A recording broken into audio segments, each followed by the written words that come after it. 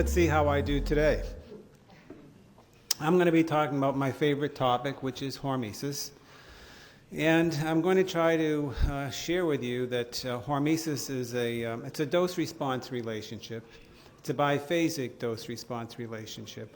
It's not just any type of dose-response, biphasic dose-response relationship, but one with very specific quantitative features. I'm also going to try to share with you that dose responses are part of biology. I know of no system that in biology that really doesn't operate with some form of dose-response relationship. In fact, it describes just about every type of activity that I've seen. And so dose-response relationships are really a central feature of biology, and medicine is really an application of biology. And so medicine also has to essentially be driven by and mediated by dose-response relationships. Public health is the same. Public health is just a broader aspect of biology. But when you talk about public health endpoints, they're really going to have to be described by and explained by dose-response relationships. Homeopathy actually is a form of biology. And as such, homeopathy, I believe, has to have some type of foundation and explanation in dose response. I actually believe that in the course of evolution that certain strategies were selected for, and they're mediated by dose-response relationships of a biphasic nature. And that when you reduce it all, my belief is that traditional medicine, public health, and homeopathy have a common ancestor within evolution and essentially are operating on the same biological principles, and that they will all follow a biphasic dose response if studied appropriately. Now, what I'll do is try to begin my story, but that's essentially the essence of what I'm talking about. And as such, given what I've said, I believe that hormesis should be able to have a very helpful and explanatory role in homeopathy. Okay, now the hormesis concept. In my opinion anyways, low doses of numerous stressors, things that we commonly experience, things like exercise or intermittent fasting, hypoxia, heat, cold, ionizing, non-ionizing radiation, electricity, toxins, chemicals, or drugs. They have the capacity to stimulate a wide range of adaptive responses.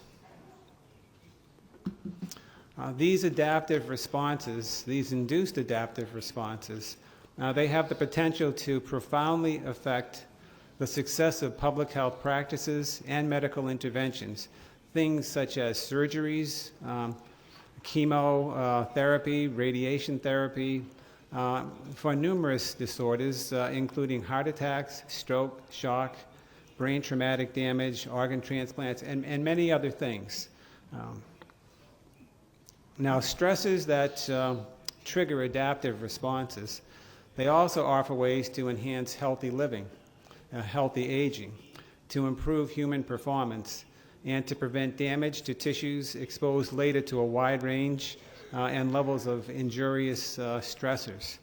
Now, what I'm really saying here is that hormesis is at the core. I did something. Oh, here it is. Then what I'm saying here is that at the center of this adaptive response is really the phenomenon of hormesis. It's a biphasic dose response that mediates processes by which humans adapt and performance can be improved. So what is hormesis? How can it be used to achieve these public health and medical advances and applications in homeopathy? When and how should hormesis be taught to undergraduates as well as medical students? So I'm going to now define my definition of hormesis. It's pretty simple. Hormesis is a dose-response phenomenon, and it's characterized by a low-dose stimulation and a high-dose inhibition. It's a non-monotonic, biphasic dose response with very specific dose response features. Now, in my world, I play in the world of multiple dose response relationships. I come to this meeting really from a school of public health from Massachusetts in the USA, and I come to it really initially many years ago as an environmental toxicologist, and basically I had been involved mostly with attempting to evaluate or study linear dose response modeling tied into trying to estimate cancer risks, or threshold modeling for non-cancer risks. And these were the two models that essentially dominated and still dominate regulatory practices throughout the world, in Italy, throughout Europe, throughout the US, throughout all countries. They tend to believe that agents act through one of two types of dose-response relationships, that if it's a carcinogen, it's a linear dose response. Linear dose response is very significant because you assume that no exposure to a carcinogen is without potential risk. That's the bottom line. Even a single ionization or a single molecule, in theory, is potential risk. A single whiff of a cigarette one time in your life puts you on the risk category. Whether you believe that or not doesn't make any difference. It's what the theory says. Now, the third dose response is the one that I'm talking about today, although I'll divert to these others a little bit, and that's the J-shaped dose response. And if I get this right. Yeah, we have this J-shaped dose response, and it's obviously quite different than these other two. They look a lot alike up in the high dose zone, but in the low dose zone, they're really very different. Now, studying in toxicology, my world of toxicology, it's basically been a very high-dose discipline. Very few doses are studied, and it's a very simple discipline, simple-minded discipline. You give animals very high doses or cells very high doses, you measure effects, you publish papers, and you get tenure. Okay? It's a very simple discipline. Regulatory agencies rely upon this. And essentially what they do is that they extrapolate down to a zone that they can't see. And they believe that their models are telling them the truth. Okay. Now, but are they telling them the truth? Well, as it turns out, the story becomes more complex the more you look at the fine details. Now, I started on my hormesis trek, you might say, before most of you were born, in 1966 as a student, undergraduate student really, with a plant course. I was studying growth inhibitors on peppermint plants. And by accident, I made a mistake making up a stock solution to treat the plants with. Essentially, I found that this growth inhibitor stimulated the plants. And we didn't really know why, and the professor came in and said, I don't know what's going on, but the plants aren't responding like they're supposed to. They're supposed to be inhibited. So somebody come back and try to figure out what actually happened. So of course, the only person who comes back and tries to figure out what's going to happen is me. And so the professor wanted me to do exactly what we did and make sure, and how did it differ from what he told us to do? And so with him looking over my calculations and me trying to figure it out, we figured out that I had made a 10-fold dilution in making up the stock solution that treated the plant. So he gave the plants 10 times less than they should have got. And so when we gave in the next experiment, when we gave the plants the very low dose and then we gave it his higher dose, we saw this biphasic dose response. The plants were stimulated at the low dose and inhibited at the high dose. And I said, well, I guess we answered that question. And he said, no, we haven't. You've just shown that you've just replicated this one time. You have to go back and replicate it again. And so I went back and replicated it again. And I said, well, are we done? He says, no, you have to add more plants to the experiment, and you have to have more doses in the low dose zone. So I went back and, well, the story is that he made me do this 10 times. I had thousands of plants ultimately that were tested. And he says, in science, you have to replicate what you're doing. And so that was kind of my first introduction to, I didn't even know the term hormesis. I just called it a low-dose stimulation and a high-dose inhibition. And so basically, many years passed. I no longer wanted to study plants. I became an insecticide toxicologist, actually. And so it was then that from 1966 to actually the mid-1980s, there was a conference that was run in California on something called radiation hormesis. The first time I ever saw the term, it was 1985. And essentially, I read this brochure, and they talked about this biphasic dose response. They said low doses of radiation might be able to reduce cancer risk, and high dose would enhance cancer. And I said, well, that's interesting. I said, but controversial for sure. I said, but a biphasic dose response, well, that's like the peppermint we're doing 20 years ago with my little inhibitor. I said, just like I mentioned earlier in this lecture, I said, biology is biology. Now what does that mean here? I said, there must be a relationship between this chemical inhibitor causing a biphasic dose response and radiation causing a biphasic dose response. Do they converge? Are they different? And so what I did was I called up the person who was in charge of the conference, and I told him my little story. And he said, well, why don't you come out here? But everybody's going to be talking about radiation. And he said, you developed something on chemical examples of hormesis. So I put together a paper with 2 graduate students. And as it turns out, my wife was pregnant with our second kid. And the conference was close to the due date. And so I was not able to attend the first ever Hormesis conference. Actually, the child was not born for 3 or 4 weeks later, so I could have, but if I missed it, it would have been a bad experience for me. So in any case, I wasn't excited with what the student told me about the meeting. Didn't think too much about it until actually 4 years later, when the 3 or 4 years later, when the person in charge of the conference debated somebody in the journal Science on radiation hormesis, and I thought they did not do a good job. So I called him up and was polite, but told him that he wasted his opportunity in Science. They just rehashed the conference, didn't really look forward. And he happened to have access to money because he was the medical director of the Electric Power Research Institute. So I asked him to come up with some money to have a think tank meeting that I could organize at the University of Massachusetts. And we held that in May of 1990, and that's how I really reactivated my interest in this.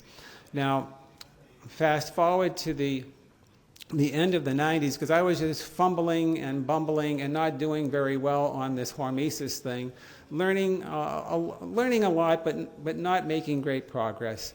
And then couldn't generate significant funding, actually, on it. And then in 1997, I was contacted by a group out of Texas A&M University that had Texas chemical industry money that was funneled into that university, and they wanted to funnel some to us to answer this question on hormesis. And it may be relevant to you here. They asked me to do a study that would take a look at 2 or 3, maybe 4 examples of hormesis in humans with epidemiologic data, and go into it in great depth and come back with a conclusion. And I said, well, that's not the way to study hormesis. The way to study hormesis should be it's the product of evolution. It's fundamental to life. It should be seen in bacteria. It should be seen in algae. It should be seen in fungi. It should be seen in fish, cell levels, at different levels of biological organization. I said, it should be very extrapolatable. I said, that's the strength of this, is its generality. And they said to me, well, it's our money, and you'll do it our way. And I said, it's my time. I don't want to do it your way. And they said, it's our money. And so I said, well, okay, you guys win, I'll just go back home and forget it. So I went back home, flew back home, it's a 5-hour plane ride, and went back, and a month later, this guy from Texas, speaking with a big Texas accent, if you've ever heard a Texas accent before, calls me up and said, you win, we'll do it your way. And so I said, do I have to go back to Texas again? He says, yes, you do, but we won't try to twist your arm, you can do it your way. And that really sent in a lot of money, big grant to my school to allow me to get some students and other people. Then within 6 months, one of my people who were on this advisory committee was on the U.S. Nuclear Regulatory Commission, and he wanted something done on radiation. So they matched the money coming in from the chemical side. And then the U.S. Air Force saw what the others were doing, and they doubled both of them. And so within like a year, I had this gigantic amount of money to look at this concept of hormesis. And that's kind of stayed with me to make this actually happen. So we created a series of databases, and I wanted to make sure that when I did hormesis that I wanted to be objective about it. And not to be susceptible to personal bias or professional bias and funding bias and things of that nature. And so, I had read other people's books and articles, and I felt that they were kind of like religious believers. They believed in hormesis. It was like almost a religion to them. And I said, well, that's not going to work for me. I said I needed to have objective criteria that would be, that other scientists would think were reasonable, and that these criteria would allow one to study, first of all, identify when hormesis might be really there, be able to identify the frequency of hormesis within the literature, things of that nature. And as a result of doing that, it's helped me to characterize this area reasonably well. And what I've learned, and this was really kind of strange, when I had no idea, even though I'd worked for so many years before on these plants, I had no idea actually what all the characteristics were of hormetic effects. But as we gathered many, many thousands of examples, I found, I thought that a low-dose stimulation, well, how big could the stimulation be? Could it be 10-fold, 5-fold, 100-fold, 2-fold, 50% fold? Well, when we collected thousands and thousands of examples, I found that it was very rare on my biphasic dose response to have a response that was twice as great as the controls. These were very modest increases. Most of them were less than 50%. And this was a problem because people said 50%, all you see is, all you see is actually variability. How do you know it's real? And if something is in fact very modest increase. And so this noise, signal to noise ratio is a very important thing. Could you miss something that is so weak? And you have experimental systems that are so variable. So I was always troubled, deeply troubled, and always criticized, because how do you know that it's real? How do you know that it's real? And because there's no litmus test for hormesis. Like a mutation, you can tell you have a mutation, and he could tell that he had, tin there. But how do I know I have hormesis there? It's not part of the, it's not an element. And so how I was trying to wrestle with this is and that's what my advisor back when I was younger was forcing me to do. He was forcing me to deal with things like replication and statistical power and understand mechanisms and things of that nature. So what I found, to my great surprise, was that when I looked at thousands of examples of hormesis, that they were very similar quantitative features with respect to the amplitude and the width, and that hormesis could be induced through a direct stimulation. Drug causes tissue to change, and stimulatory fashion, or, very significantly, you could induce some sort of inhibition or damage or some disruption in homeostasis, and then the system seems stressed, and then it overcompensates. And it essentially tries to reestablish homeostasis, but it overcompensates. The interesting thing to me is that the quantitative features of this dose response are the same, whether you have a direct stimulation or you have an overcompensation stimulation. Now, this may not have meant a lot to you, and it didn't mean a lot to me at the time, but it became very profound to me later when I said, aha, I think what Hormesis is doing is it's actually describing the limits of plasticity, how much gain there is in the system. And the system is not allowing for a lot of gain. It's allowing for about, well, less than twofold, less than twice what the control is. And just think about this when you are trying to manage biological resources. How much gain do you want in your system? Now, I'm talking today, and it's Friday. I flew on Tuesday night from Boston, got here on Wednesday afternoon.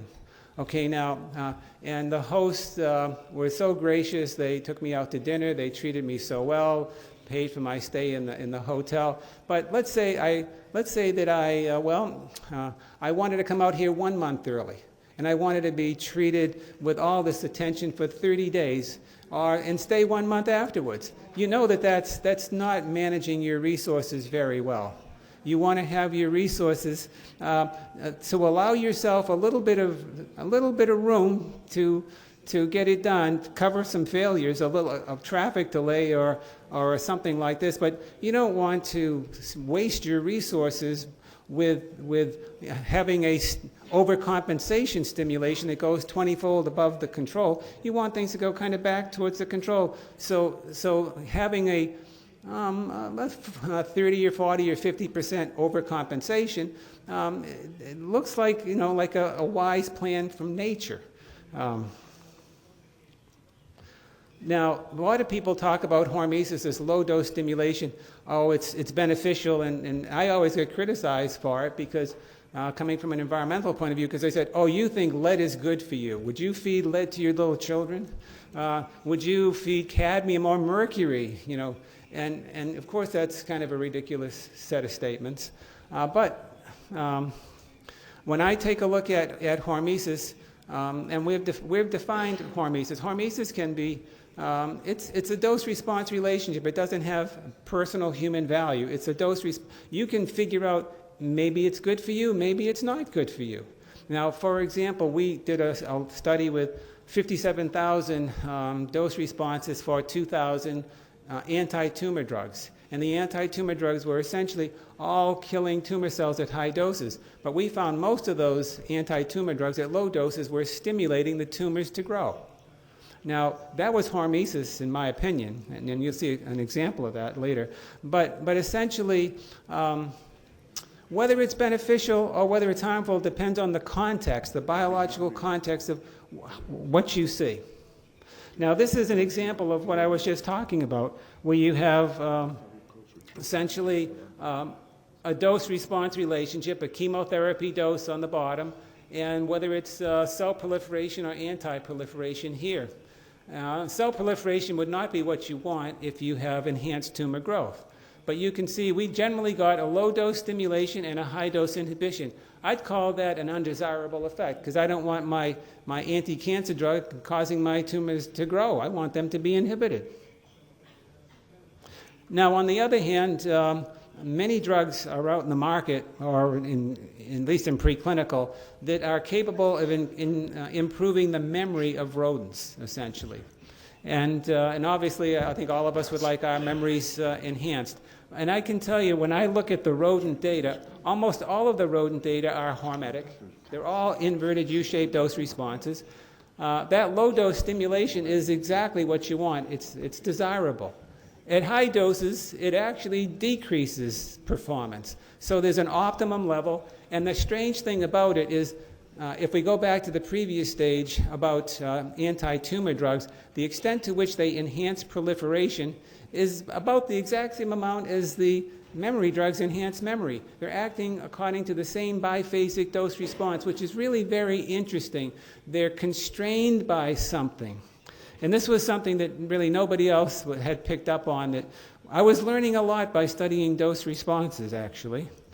A lot about biology. And this is how we kind of study them. We study them with dose response patterns in our experiments, statistical significance, the replication issue, lots of mechanism studies, and then simulation studies. A simulation study is really, if you have a large data set and you have, you understand your system, and it's high, it can be variable, it can be minimally variable, very variable. But if you have a lot of data, and let us say that you have, let's say you have 5 concentrations, and you know that your system is going to vary by 10%.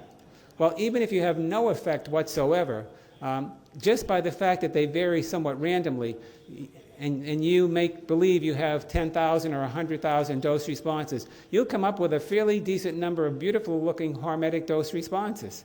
So your simulation tells you what you could expect from background variability, so that you don't fool yourself into believing something that's not real, just on variability. And I tend to work with a series of biostatisticians who try to keep me from falling into statistical errors.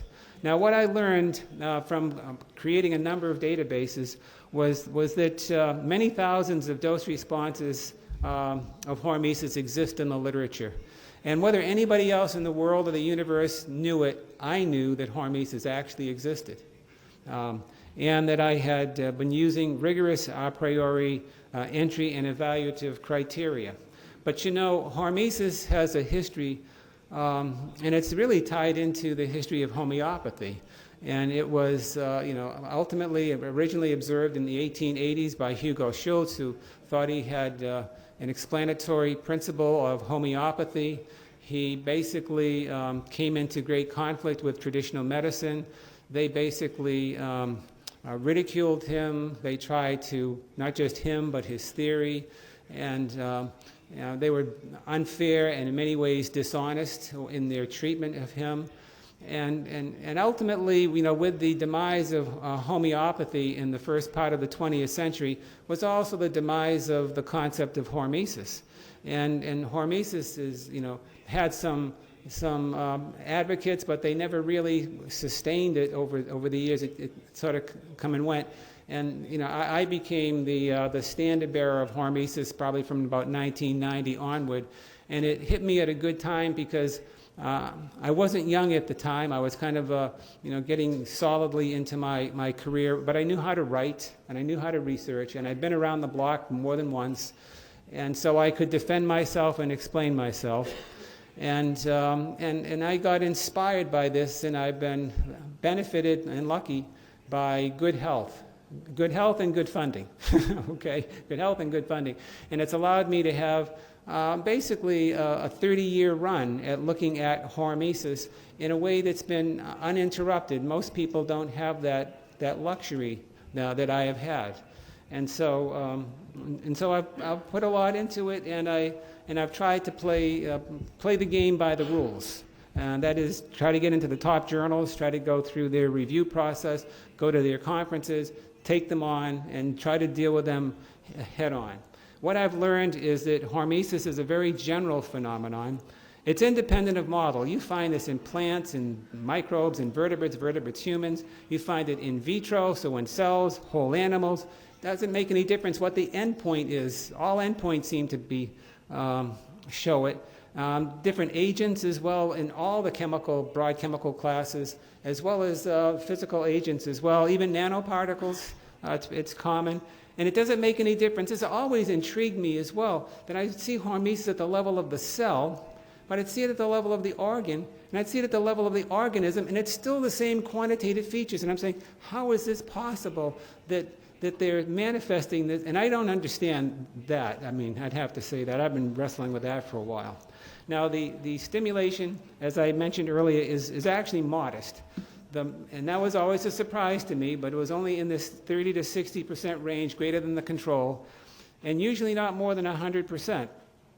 The width could be much more variable, And I think that the width sometimes can go well over 1,000-fold range of concentrations, and sometimes as low as like 3 or 4. And why is that? I'm not sure, but I have a feeling that it depends on the genetic heterogeneity or homogeneity of the sample that you're working with. But that's an open question. This is the slide that you saw with the previous speaker, and it shows the schematic hormetic dose response with dose and response. The control is normalized to 100%, and you can see at some point we see a rise and then a fall, and this inverted U-shaped dose response, we call that the threshold. I'm using a no observed adverse effect level. The hormetic zone tends to be limited to this range, and with lots of exceptions.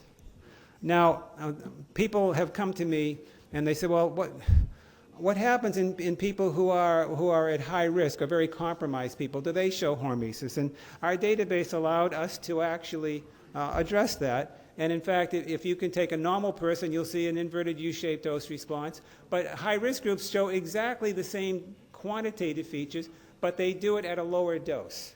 And so there really isn't any difference. But also, this has some very significant implications, because if you're looking at environmental pollution and you're trying to optimize a standard, if you want to say, well, I want to protect high-risk groups, so I want to optimize over here with my dose, then that may be not going to benefit the normal person. If you try to benefit the normal person, it may be in the toxic area for a high-risk group.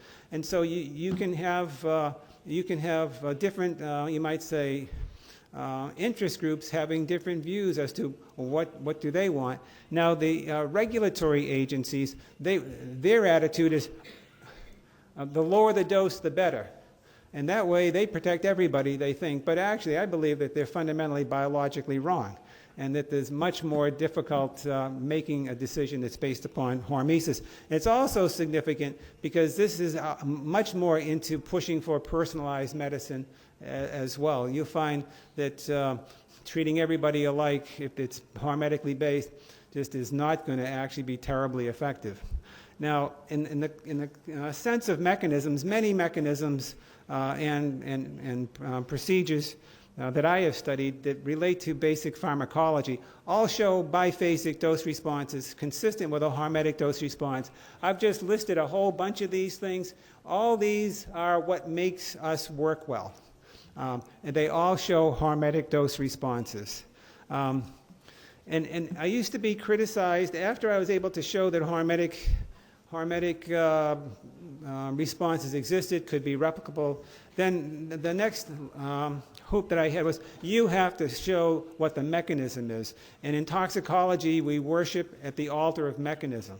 And so basically what I then did was I had to try to show what mechanisms are.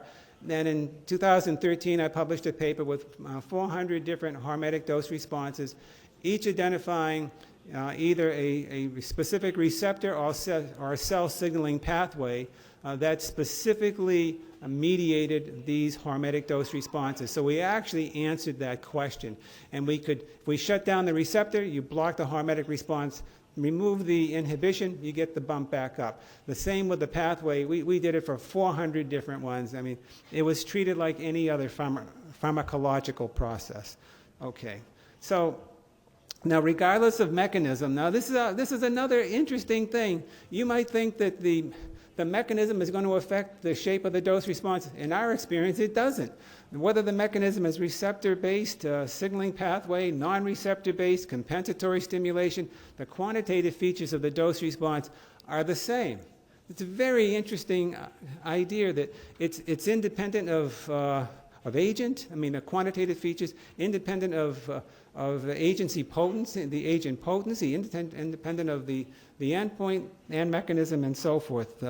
Very interesting. And so hormetic dose responses, I believe they're integrative responses across multiple levels. These are the kinds of endpoints that we see. Cell proliferation, fecundity, tissue repair, behavior, learning, disease resistance, DNA damage, tumor incidence, aging, and longevity. Essentially, anything that is significant, an integrated response, you see are mediated by hormetic dose responses. This is a little slide that tries to piece this together, and it's trying to show you an exposure level, the hormetic dose response being maxed at about 2. It's trying to show you that in this little area where the hormetic dose response is, you have various mechanisms that are identified. Now I'm going to show you some examples of hormesis. These are just to show you that it's kind of well distributed. They're not necessarily I didn't choose these to the best examples. All the examples kind of look alike, actually. This is taking a look at acute ethanol on overall social activity in adolescent rats at day 30. And you can see they're being exposed to ethanol. High doses of ethanol put them to sleep. They sedate them, basically. Low doses actually make them very active. In a biphasic sort of a way, they go up by about 60% over the controls. Now, over here we have fruit fly longevity and methanol. Now, methanol is a very toxic substance. But you can see with males and females that at high doses it reduces the fruit fly longevity, but it flips to the other side and enhances their longevity by about 20%. It's been widely replicated in many different laboratories. This over here is a substance that's in garlic. It's alixin. And essentially, it's looking at the survival of hippocampal neurons in embryonic Wistar rats. And you can see at high doses, it actually is harmful, but it flips over and shows this enhancement of neuronal survival. Over here, we're looking at sodium arsenate, and we're looking at lymphocyte stimulation. Lots of doses. And at high doses, it's inhibitory, but actually at low doses, it becomes stimulatory, just like the other examples. Over here, we're looking at methylmercury. Now, this is like the most toxic thing that's regulated by the US EPA. They're deathly afraid of methylmercury. They said, well, methylmercury could never show a hormetic dose response. Well, I have a neural system here, and at high doses, yeah, it's toxic, but at low doses, it's enhancing the viability of these neural cells. You've probably heard back from 2001, after the takedown of the Twin Towers in New York City and all the craziness that happened in the United States, and various people were sending this very highly toxic chemical called ricin and to politicians and maybe other people they wanted to kill and so forth. Well, it's interesting. So ricin decided to be studied more. And if you go into the literature on ricin, the most toxic thing, you find that it actually is hormetic as well. If you choose the doses correctly, it shows hormesis there as well. I'd have to say that actually surprised me. I was actually angry with myself for being surprised, because I think hormesis is found everywhere. Over here, this is nicotine, and this is nicotine on proliferation of osteoblasts. And at low doses, it stimulates these. Now, epidemiologic studies show that if you smoke an awful lot, you can increase the risk of bone fractures and osteoporosis. It's pretty well known. But here we're showing that low doses of nicotine actually enhance the production of the proliferation of osteoblasts, and at the right dose actually could prevent or used to prevent osteoporosis. And people are trying to make nicotine look-alike drugs to actually do that. What am I doing here? Yeah, this is looking at morphine, and it's looking at a drug that induces seizures in rats. Now, they're looking at morphine here, and when you see the bump, it looks very hormetic. Now, when it goes up to the top, it means it takes more of this drug, PTZ, to induce a seizure at this zone. And so that means that in fact, that anti-seizure drugs make producing seizures more difficult, and it follows a hormetic dose response. Every single anti-seizure drug that I have looked at, and I looked at about 75 to 80, in the preclinical literature, all follow a hormetic dose response. It's actually pretty unbelievable. Now, anxiolytic drugs, drugs that are trying to reduce anxiety, if you study them in animal models, you find that in a rat anyways, or mouse, they do not want to go out in the open lighted area. They want to stay in a darkened area. It's like getting me to drive into New York City. I will not do it. I just can't handle that anxiety. And so that's like getting the rat to go outside. They're, I think, afraid to get picked up by, a falcon or a hawk or something like that, so they protect themselves. But you can actually get them to reduce their anxiety by drugs. That's how drugs work. And they almost always follow an inverted U-shaped dose response consistent with hormesis. It's the entire world of anxiolytic drugs. The drug companies are making billions of dollars every year on hormetic principles. The anti-seizure people, the memory people, and other groups, it's all hormetic medicine, actually. This over here is a resveratrol experiment, the stuff sometimes you find in red wine. And here we're looking at this and seeing that at low doses you can reduce various types of heart damage, but at high doses it actually makes it worse. Now I'm going to look at this concept of preconditioning. Now, preconditioning is a situation in which you lightly stress cells or an organism, and then you wait a day or two, and then you give them a big hit, a big stress. And those that get the, in fact, low stress are protected. It's all started, at least in mammalian systems, around 1986, when investigators at Duke University were trying to study heart attacks in dogs. And what they did was they wanted to induce essentially hypoxia, ischemic hypoxia in the dog. And so they blocked the flow of oxygen to the heart for a brief period of time, and they waited a day, and then they induced a massive heart attack in the dog the next day. And what they found was that essentially all the dogs that got the brief stress the day before were all protected from dying, and they had massively less damage. And so this was big finding. They called it preconditioning. They replicated their work, and other people extended it to the mouse, the rat, the gerbil, every other species around, really. And then people began to look at other ways that this could actually happen. Here I'm showing you when you give hydrogen peroxide pre-treatment, 5 to 50 micromolar, 90 minutes, this protects these PC12 cells from basically an oxygen glucose deprivation stress given 2 hours. And so the preconditioning mechanism basically peaks about 24 to 48 hours essentially after you get the preconditioning. And what you have is a big decrease in the toxicity, and at higher doses of the preconditioning agent, toxicity gets greater. And this is a marker of the protection. It's this BCL2 expression, so you can link up a mechanism with the actual protection.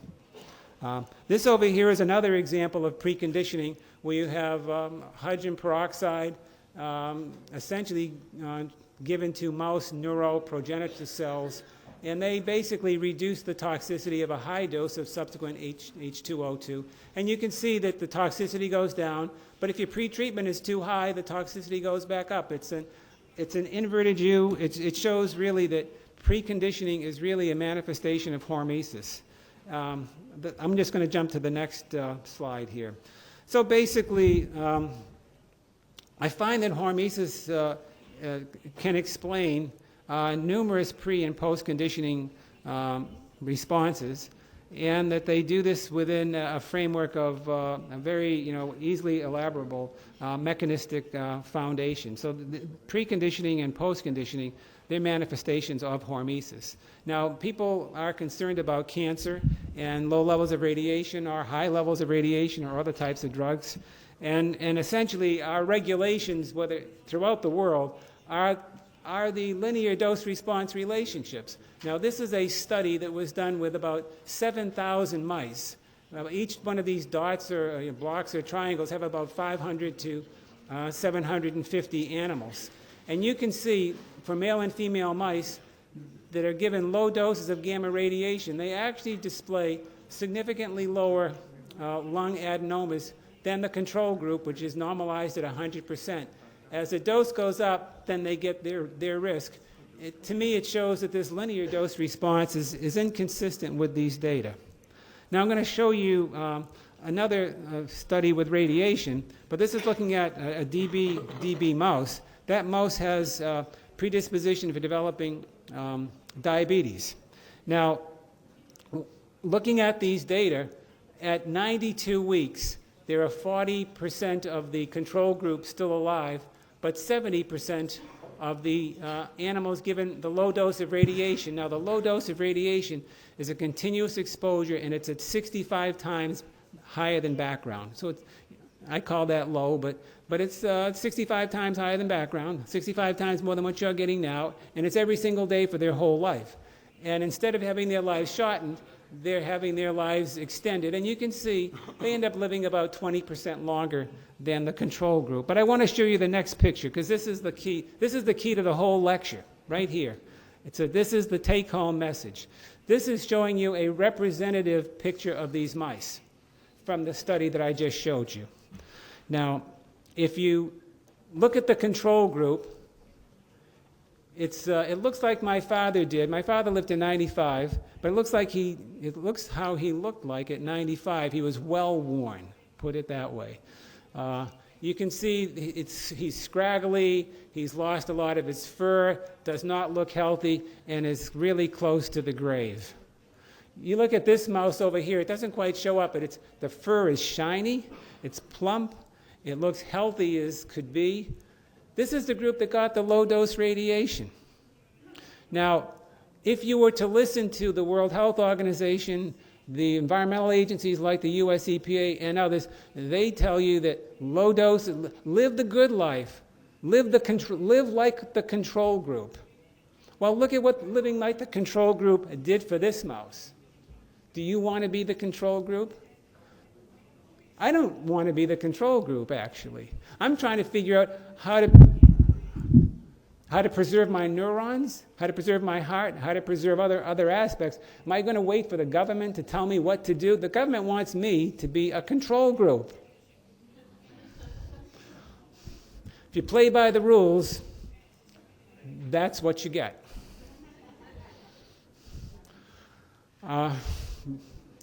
To me, that's my lesson. Well, but as it turns out, looking at, we've looked at mice and rats and so forth, but look at the lifespan of crickets. High doses are bad for the crickets, but low doses of radiation actually enhance the lifespan of the cricket. Now, we started to believe that linearity at low dose was the rule because Hermann Muller showed that radiation-induced mutation. But basically, he worked with only high doses. If Hermann had actually used lower doses, he might have seen the J-shaped dose response. But he didn't. He worked only with high doses. So, the regulatory agencies have been very good. They got the dose response half right. They never really have taken the time to get where we live. Do we live in high doses? We live actually in a very low dose world. So I just think they ask the wrong questions, they use the wrong models, they get the wrong answers. Homeopathy lives in a low dose zone. Okay, it lives in a low dose zone. Now this is DDT, this terrible carcinogen, right? Regulated, banned, and everything else. It is a carcinogen. But Japanese investigators wanted to take a look at the dose-response relationship for DDT in the same strain that showed animals, but using a predictor of liver cancer, liver foci. And you can see what it shows. It shows liver foci at high doses, but at low doses, it shows a hormetic dose response. Now, there's something called the Mega Mouse study in the US. The U.S. Food and Drug Administration wanted to try to understand the nature of the dose response in the low dose zone for a carcinogen, a well-characterized carcinogen. So they chose this acetylamylfluorine compound, which causes bladder cancer very readily. And at high doses, it caused bladder cancer in this Mega Mouse study that had 24,000 animals in it. But at low doses, what they found was that in 6 different holding rooms showed a J-shaped dose response. The data did not affect at all the thinking of the regulatory agencies. They just kind of ignored it. It's surprising. Now, homeopathy and hormesis, how does it all come together? I don't actually know how it comes together, but in preparation for this, I came across a paper that was using plant extracts, actually ethanol extracts at 70%, okay? And it's a 2018 paper. They chose 99 plant extracts. They tested them on 2 immune cell models, and they were trying to look at extracts because they were really interested in using these plant extracts, all of which are part of the homeopathic pharmacopoeia, if I'm not using that word correctly. But they're all within the homeopathic encyclopedia domain. All of them, actually. And so they were trying to see, would they induce anti-inflammatory responses, so they could be treating all these human diseases that are fundamentally, inflammatory in origin. Well, actually, of the 99, I basically applied my Hormesis criteria to them. They had 7 doses, which was great. And about 80% of the drugs actually satisfied the entry criteria. And of those 80% of the drugs, 80% of those satisfied my definition of Hormesis. So essentially, all these drugs, all these extracts, herbal extracts, that are within the homeopathic framework, they essentially all show Hormesis. Very interesting. And I want to show you, I put like 4 slides of these together. But this is these extracts with anti-inflammatory activity in this monocyte, this THP1 monocyte. Now they're very actually interested in the high dose, because it's the high dose that was shutting down the inflammation in this system. At low doses, they were actually, which is the Hormesis, was actually the inflammatory response. It's very interesting. So the Hormesis effect in this study, I would interpret as a negative response, an undesirable response. But the homeopathic drugs at high doses were actually doing what the investigators wanted to see. The investigators did not at all talk about the low dose effect. They talked only about these drugs that they could have some therapeutic application. These are things that you probably all know something about, and a lot more than I know about, and maybe use.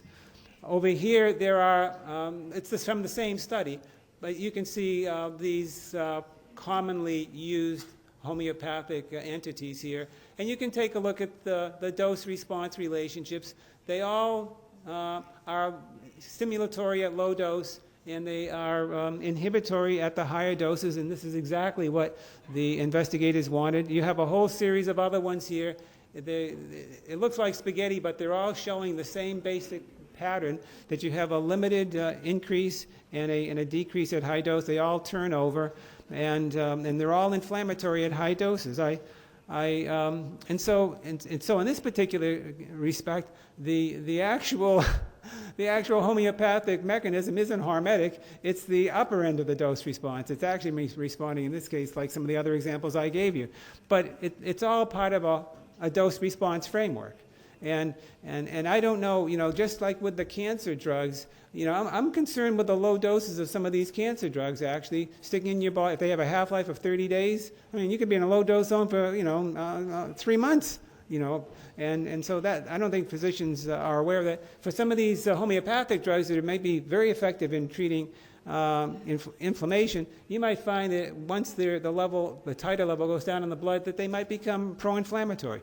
It's tricky. Biology can be tricky, but if you know the dose response, it allows you to choose your drugs maybe more effectively. This is some others as well, and it's trying to show you the same thing, that herbal extracts of a homeopathic nature, they acting on a critical parameter like inflammation, can show consistently inverted U-shaped dose responses, consistent with the quantitative features of Hormesis. Although in this particular case, the stimulatory aspect is what you want to avoid. And these are the last, I think, on this. It's the same sort of a thing, and I tend to self-medicate myself quite a bit. And so I'm trying to figure out, am I giving myself the right dose? More and more are the same. So basically, so what is Hormesis indicating? In my opinion, Hormesis, the low dose stimulation, it's really different than high dose inhibition. or toxicity. This low-dose stimulation, it's, for the most part, it's a measure of biological performance.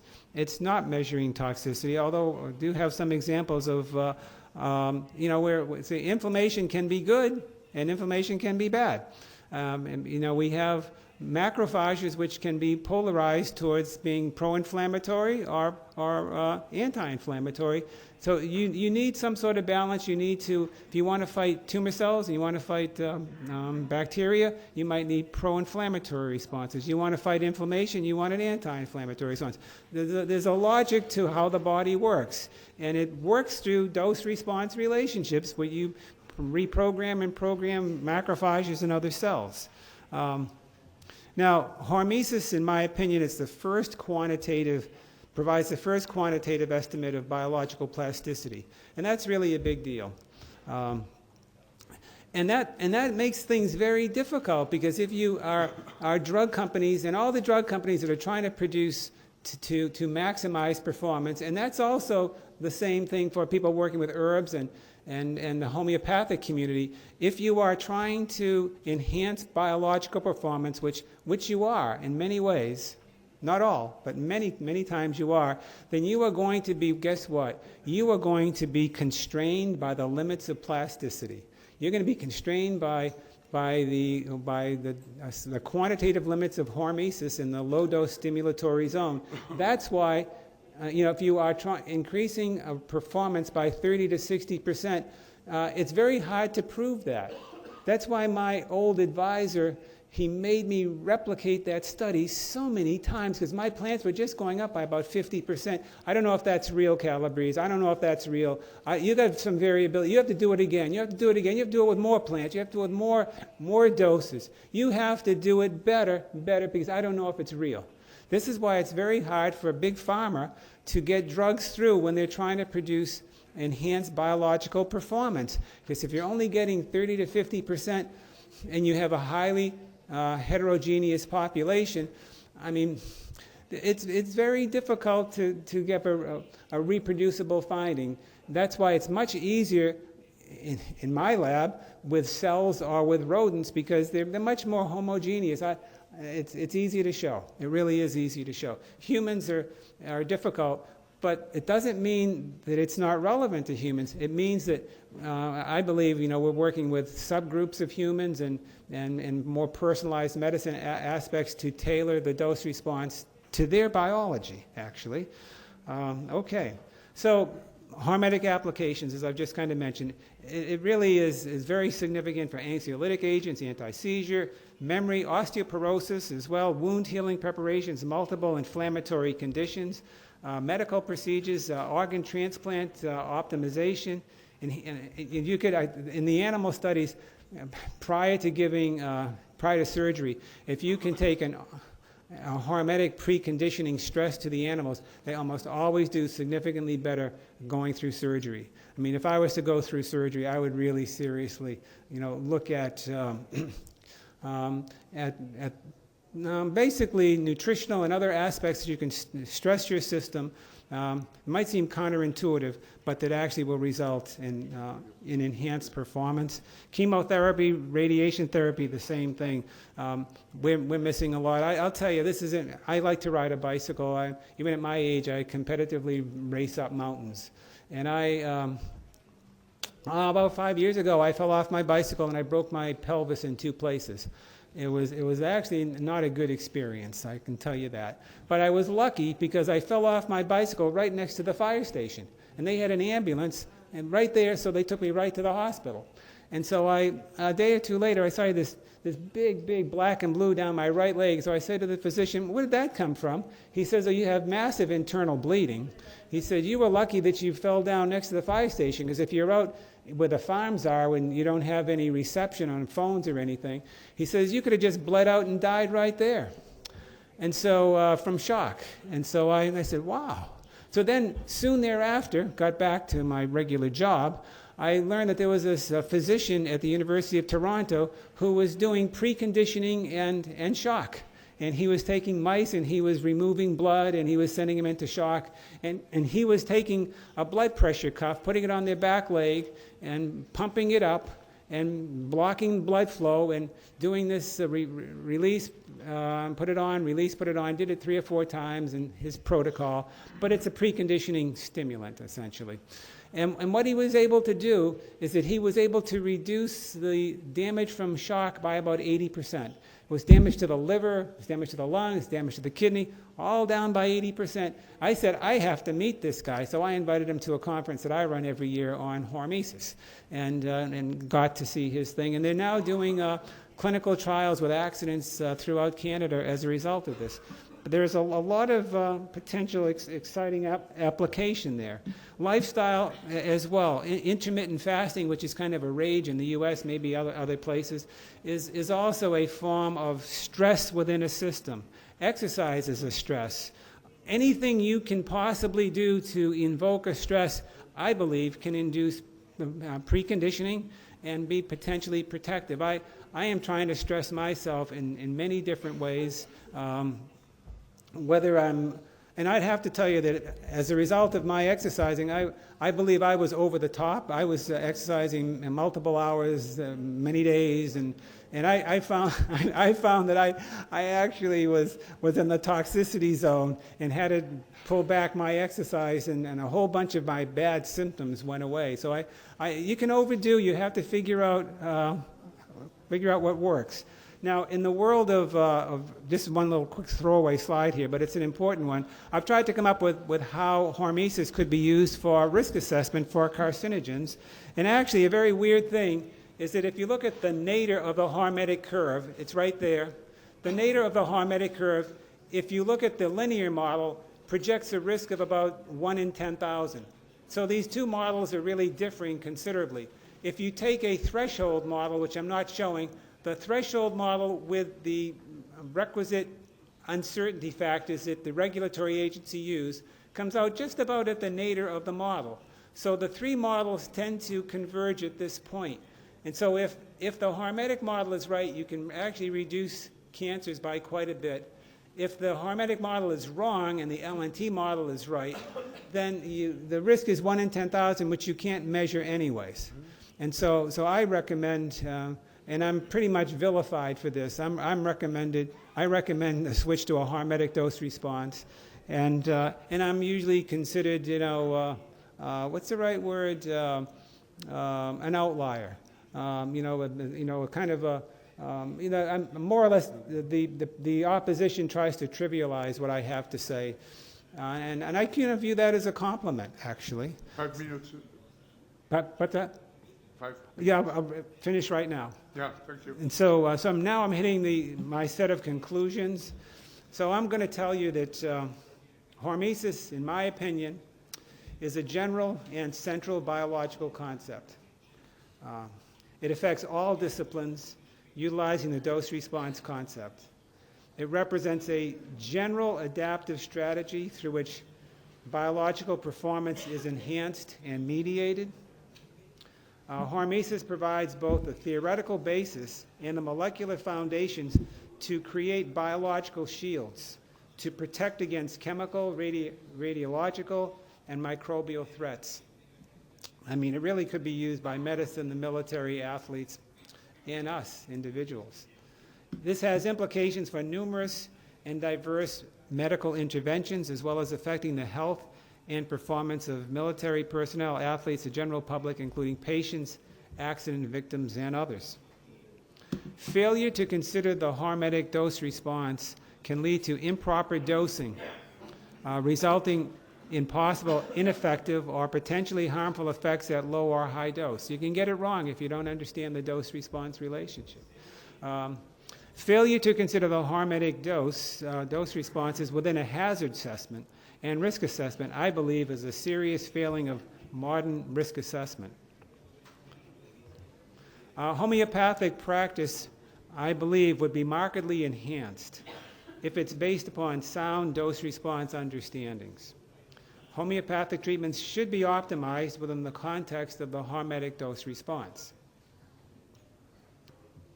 Homeopathy needs to consider the entire dose-response continuum, really as shown by this extract that I had, where the hormetic dose was The hormetic stimulation wasn't what you wanted, was the inhibition is what you wanted. You have to actually understand the biology that's going on to make it work for your patient, actually. Hormesis can play a significant role in drug discovery and drug development and evaluation. It should become fully integrated into educational programs for medical school students and continuing medical education programs. Thank you very much.